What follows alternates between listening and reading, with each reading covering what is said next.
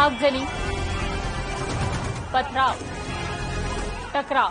आपको निर्णय वापस लेना होगा। देश के कई राज्यों में युवाओं का आक्रोश। वजह अग्निपथ योजना। उत्तर से लेकर दक्षिण तक देश के कई हिस्सों में युवा इस योजना का विरोध कर रहे हैं, लेकिन ये कोई पहली योजना नहीं है जिसके जरिए मोदी सरकार सेना की मरम्मत में लगी हो।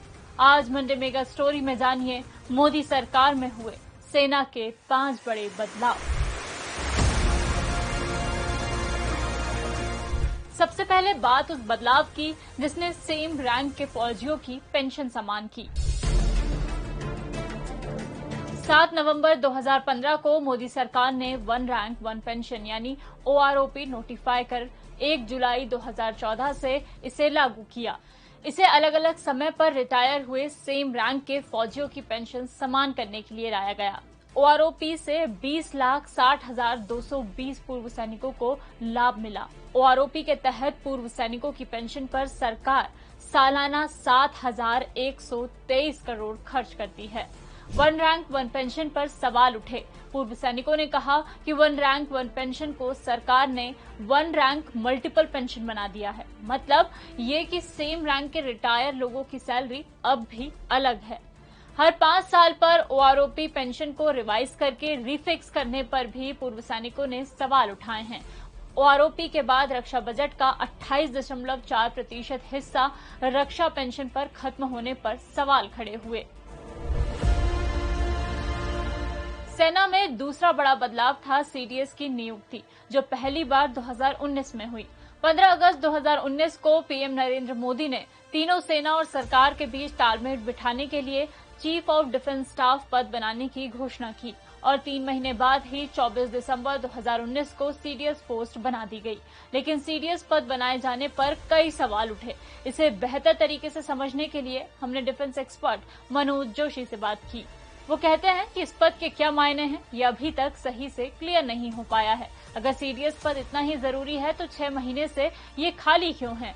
CDS को छोड़ कोई महत्वपूर्ण सरकारी विभाग नहीं है जहां हेड नहीं है और फिर भी काम चल रहा हो। आत्मनिर्भर भारत, ये 2 शब्द हम भारतीयों को थोड़ा और भारतीय बनाने के लिए काफी है ना, लेकिन इस स्वदेशी पर भी कई सवाल खड़े हुए। 2022-23 के बजट में सरकार ने बताया 21,149 करोड़ सिर्फ स्वदेशी हथियार और सैन्य साजो सामान पर खर्च किया जाएगा। इसके बाद जनरल विपिन रावत ने कहा था, अगला युद्ध स्वदेशी हथियार व उपकरणों से लड़ा और जीता जाएगा। विपिन रावत के इस बयान के बाद कई सवाल उठे थे। रक्षा विशेषज्ञ कोमोडोर उदय भास्कर कहते हैं कि भारत इस समय 60 से 70% आयुध यानी जंग का सामान विदेश से खरीदता है। भले ही DRDO अपने 52 लेबोरेटरी में सेंसर, हथियार और मिसाइल तैयार करता हो, लेकिन इसके कलपुर्जे विदेश से ही लाए जाते हैं।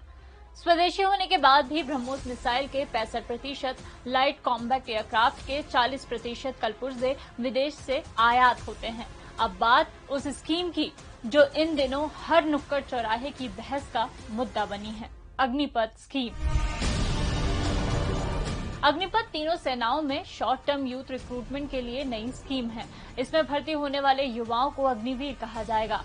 इस साल 46,000 अग्निवीरों की भर्ती होगी, जिसमें 4 साल बाद 25% की परमानेंट भर्ती होगी। बाकी युवाओं को 11,71,000 रुपए देकर रिटायर कर दिया जाएगा। अग्निपथ के ऐलान के बाद युवाओं के बीच सबसे बड़ा सवाल जॉब सिक्योरिटी को लेकर है। हालांकि ये समस्या सरकार की है, न कि मिलिट्री की। युवाओं का विरोध इस बात पर है कि 4 साल की नौकरी के बाद उनका क्या होगा।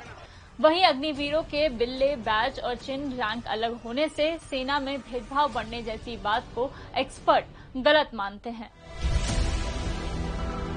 बीते सालों में मिलिट्री के रीऑर्गेनाइजेशन के कई फैसले लिए गए। इनमें सबसे बड़े मिलिट्री रिफॉर्म के तौर पर थिएटर कमांड्स को भी देखा गया।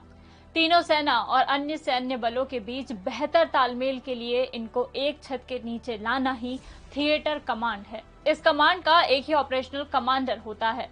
अभी तीनों सेनाओं की अलग अलग कमांड है। कुल 17 सिंगल सर्विस कमांड है। एयरफोर्स और थल सेना की 7-7 और नेवी की 3। थिएटराइजेशन के तहत तीनों सेनाओं की संयुक्त कमांड्स होंगी। एक कमांड के अंदर तीनों सेना होंगी।